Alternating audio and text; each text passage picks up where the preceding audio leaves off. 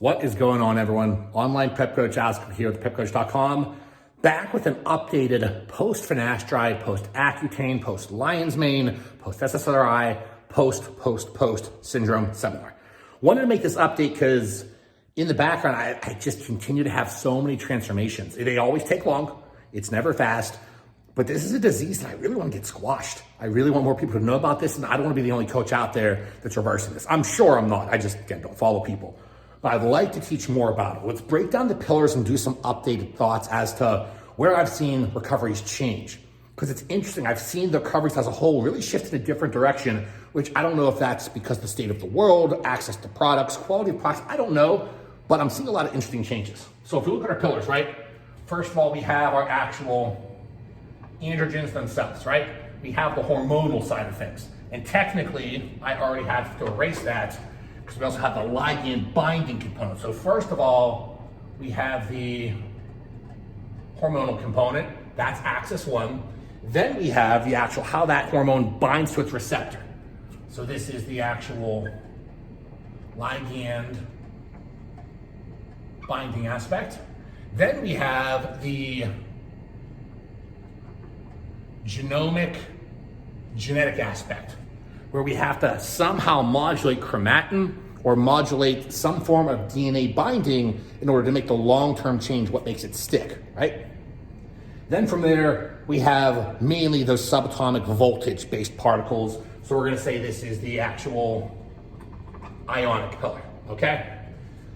Now, we also have other. And this is why I wanted to make this update video, because this is where I've seen the most amount of changes, right? So hormonally, right?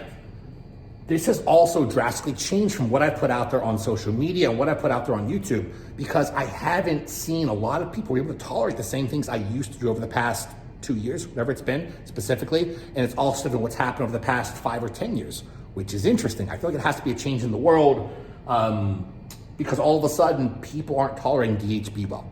So in the past, again, looking at this hormonal, remember, I should backtrack a little bit. What happens with all of these dysfunctions is a destruction of the 5-alpha reductase enzyme and then damaging of androgen receptors, which affects everything. That'll then pull down and screw up the elastic nature of your skin so you can pull away your skin. Your erectile tissue, male or female, will start to atrophy. You'll start to have way too much glutamate accumulation in the brain. You'll start to have a lot of neurochemical problems, and problem after problem happens. You become an insomniac, you have OCD, you have anxiety, like all these things just get terrible, mainly because of no DHT and no dopamine. But it's more specific than that. So let's go back to the hormonal side of things. Generally what we have here, if you check someone, we have moderate testosterone, we have too high prolactin, which means too low dopamine, and generally we have pretty high estrogen.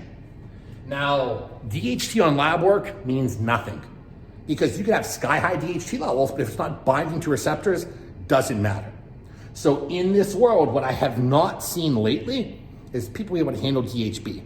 So normally we have to have some kind of a background hormonal agent. So on the testosterone side of things, we generally will go with something like a straight TRT, or slowly work it up, or something on the gonadorelin side of things. So normally testosterone maybe 100, 200, 300 milligrams, and then depending on their androgenicity, if they start having the oily skin, things like that, which we want negative side effects of a masculinizing nature, because we're essentially trying to remasculinize these males, and we're trying to refeminize the females. So this is different. This seminar is specifically right now for males. More common in males, still happens to females though.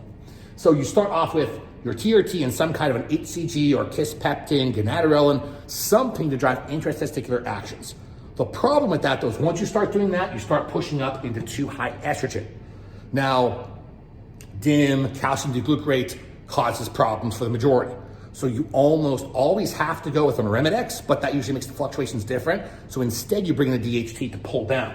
Now again, what I've seen lately is DHT has been causing people to be too sympathetic. They just can never calm their minds down. They get more OCD, more anxious. So instead, I've been seeing a lot of efficacy with Masteron, Primo, and to a small degree, we're gonna leave it there for now. Masteron and Primo. Proviron, hit or miss, depends on the individual, but normally we're using Masteron and Primo. Now the prolactin dopamine side of things, we usually gotta hit it with something like a P5P, but that's usually not enough. So then something like a 9-MEBC to also start fixing dopamine-based receptors. So yeah, we're gonna break this apart too. That's kind of option one for most males in this scenario.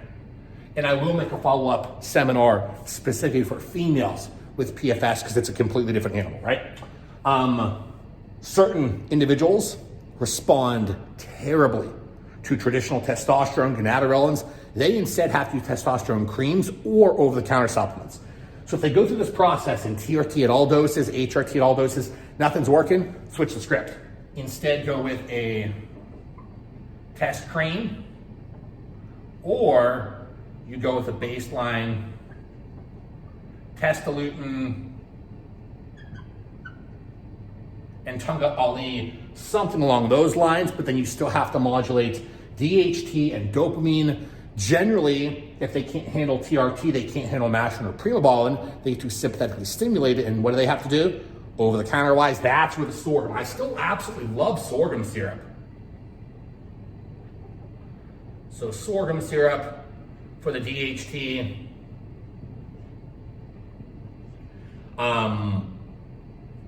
Generally, that's going to be your biggest driver. You can bring in a couple of things like your borons to change up androgen affinity and constant, receptor binding affinity constant. Bring in a couple of things, but normally, if they're not responding well to the hormones, you have to go over the counter wise, and then you're looking at taking a couple different compounds. We're going to leave it there because I'm going to try to get to everything, right?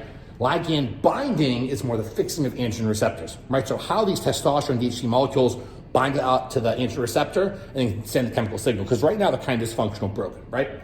This is where we have a couple different players that can come in, right? We all remember good old carnitine. We remember, because I just mentioned it, boron. I would have to say that of all of the compounds out there, higher dosed boron and higher dosed carnitine tend to be preferential. Now, I rated on the third one because there's a big caveat here. BPC 157. BPC 157 can skew the dopamine transmission process and then can cause more anhedonia. So some PFS individuals can handle it, other people's makes them worse. So you have to pick and choose how they respond to BPC, but if you could, it'll modulate heat shock protein 90 to make the receptor more receptive to pull in more ligands, more hormones, and actually capture them, allow them to be pulled in the nucleus and send a chemical signal. So BPC is hit or miss, but it is something to look at and at least start to kind of consider. Now, the other part of it is if we're really having a tough case depending on finances, this is where something like exosomes and cell factors would come in.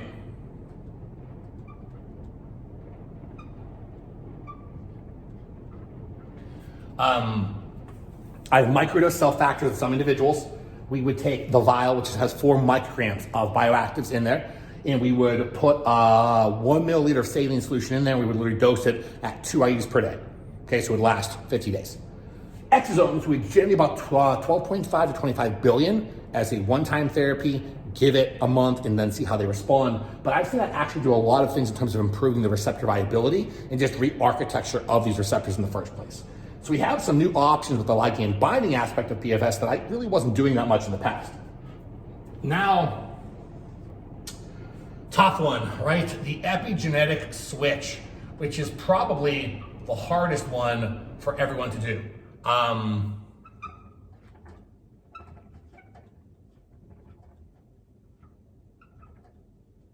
The 3 big ones, Vilon, sodium valproate, and Livogen.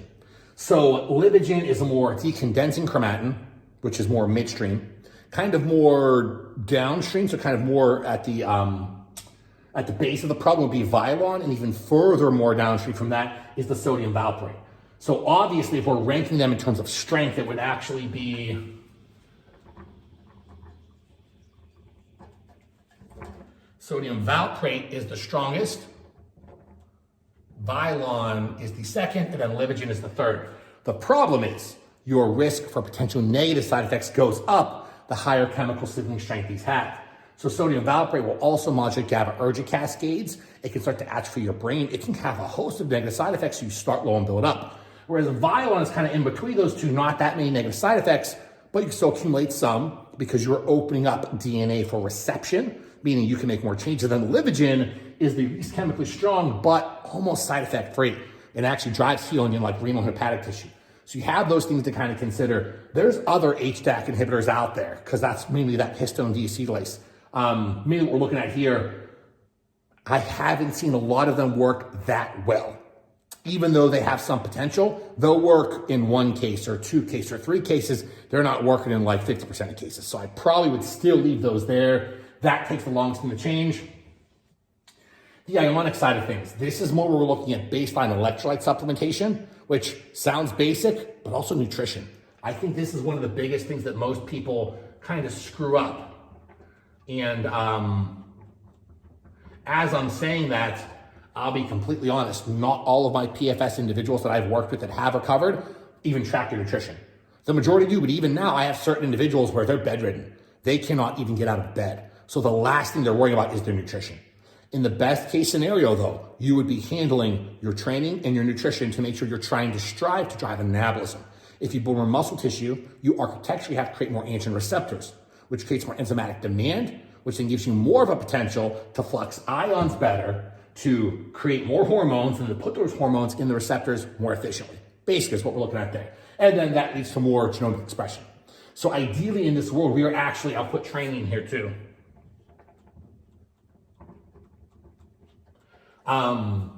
Basic electrolyte supplementation.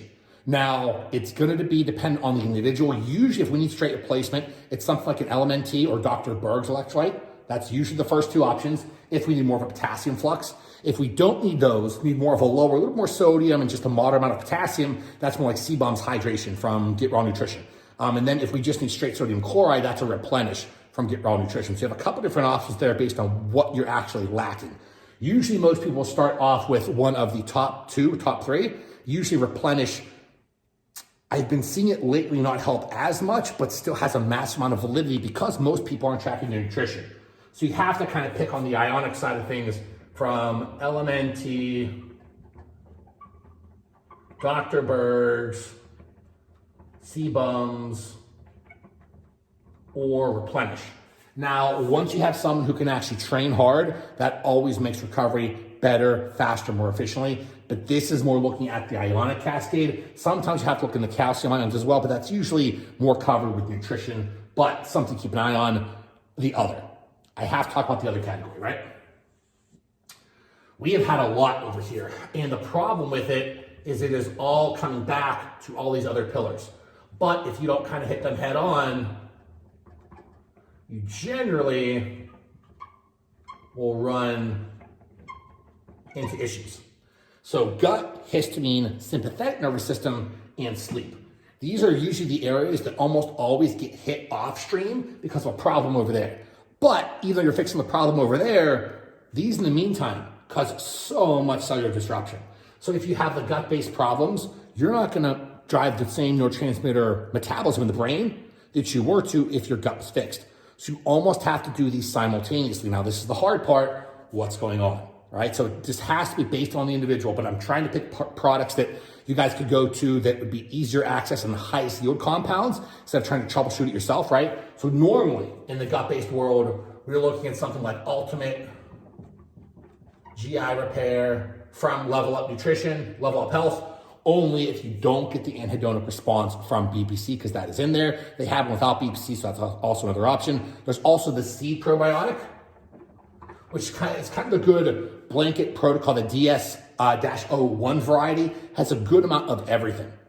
If you don't know the gut dysbiosis specifically, sometimes a basic sac boulardii and nanoligosaccharide from Jaro, that tends to be a pretty good option as well. So that's sac, boulardii, and then nanoligosaccharide. So you have one to fuel the repopulation and then one to more drive the repopulation, right? Normally those ones are going with the gut but can modulate. Histamine. We can be looking at those specific DAO-based enzymes, products, those enzymes tend to work out pretty well. There's also, if we look at that enzymatic side of things, there's a Level Up Health product. I love those guys. They make some awesome products. They make an actual histamine product with quercetin and other compounds like that to also help. We can also bring in ketotyphin to stabilize mast cells and also have indirect improvements to sleep. So then we can have a ketotyphin, which will also then bleed over into sleep. Now the sympathetic nervous system. This is a tough one. We need to drive up GABA A. GABA A in the brain, B in the body, right? So A, we can be modulating from a couple different aspects. We could be looking at it from an agmatine sulfate level. We could be looking at it from an etifoxin level, which is streisand, pretty high upstream medication that can really, really help. We have technically methylene blue will manage monoamine oxidase A. So you'll get some more GABAergic stimulation there. And you also get overall clearing up of different oxidation factors, things of that nature. And then we have the sleep. The sleep, couple things here, basic. Usually basic works really well. Make sure your magnesium-based glycinates and things like that are in play. Usually Sleep Restore, which has that microdose of the telomerase, epitalin, can really be a big help. So go with Restore Sleep. DSIP is still kind of hit or miss. Usually vitamin C and glutathione will pull down inflammation and drive that lymphatic response at night. So this is where we look at vitamin C plus glutathione. But there are a host of GABAergic based products, because we need to avoid the ashwagandhas of the world, things to drive GABA A, to drive and pull down and get you into a more parasympathetic state. What is that one? Emidin, which no one really sells anymore, but Emidin is also another really cool one. So the update on the PFS seminar is kind of this, right? We still have our hormonal, ligand binding, genomic, and ionic cascades. We also have this other cascade, which we talked about beforehand, but I've realized that you can't just focus on these main upstream problems, these main downstream problems. They cause the upstream problems over here, but if you don't attack them simultaneously, usually you're slow to progress. So it stinks, but almost every time I work with a PFS individual, you have to start taking at least like 5 to 20 things. It's a shame, but that's how I've almost always see it work out. Now, as you move through like the bedridden phase to getting more energy back, more training, your goal should be to add as much lean tissue as possible while staying lean. If you're gaining fat, start to diet down. You want less estrogen accumulation. Normally, we have this whole balancing aspect. I'll kind of put it right here just to make sure it's in everyone's head what we need to focus on. We are mainly focusing on sheer DHT levels while managing estrogen, while managing prolactin. Because what you do with those will modulate your gut motility with estrogen, will modulate the ability to contract and the facial changes with DHT, and will modulate more of the overall positive dopaminergic drive motivation with prolactin. So DHT-wise, we're kind of saying that's going to be more of the muscular system, still gut-related. E2, you do have the emotional side of things, but also you have the actual gut motility side of things. Prolactin, even though you were doing a lot of things with that, you're mainly looking at balancing out dopamine. So once you modulate those, get those going on the right track, then you further have to start looking at, okay, are you sympathetic or parasympathetic? That's going to be more of your GABAergic and glutamatergic based cascades, right? Then from there, where is your overall skin elasticity? Usually the skin elasticity around the face is DHT and dopamine related. So that skin elasticity is DHT plus dopamine related. Now, once you progress through this process and you are 95%, I have a couple guys right now, we're at 95%, we slowly pull back. Not everyone hits 100% while they're taking what they're taking. Usually the systemic fatigue builds up, and that's what's holding you back from getting to 100%. So that you slowly pick one thing. If it's Masteron at 800 milligrams, you pull that down to 700 and 600. You slowly work things off, giving the body time to respond. That is mainly what starts making those genomic-based changes. So we want to be slow with everything we do. It can be annoying. It can take a long period of time. Still, I'm at about 12 months. To get a full PFS recovery, or even 90% for some people, 12 months.